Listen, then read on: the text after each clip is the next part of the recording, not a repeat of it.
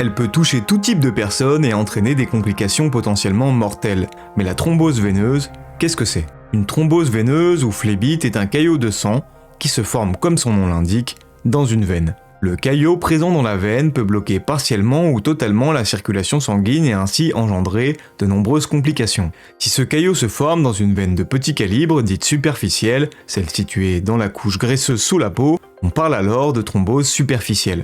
En général, elle est bénigne mais peut être responsable de problèmes cutanés, comme une dermite, un ulcère ou provoquer une gêne musculaire. Si le caillot bloque une veine de plus gros calibre, celle qui se trouve dans les muscles et le long des os, on parle alors de thrombose veineuse profonde. Dans ce cas, il s'agit d'une urgence médicale. En effet, le caillot peut se détacher de la paroi veineuse et migrer accidentellement jusqu'à l'artère pulmonaire et l'obstruer. Dans 20% des cas, cela peut provoquer une embolie pulmonaire, potentiellement mortelle.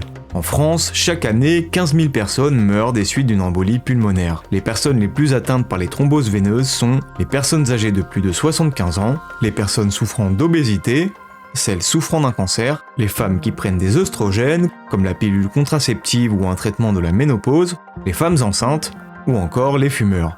En France, 300 000 thromboses veineuses profondes sont diagnostiquées chaque année. Pour lutter contre les thromboses veineuses profondes, le traitement se fait principalement par anticoagulants injectables ou oraux. Si ces anticoagulants ne détruisent pas forcément le caillot, ils ont pour but d'éviter qu'il ne se reconstitue ou s'étende. Le risque principal de ces traitements est l'hémorragie, mais de nouvelles recherches sont en cours pour trouver l'équilibre entre anticoagulants et risque hémorragique.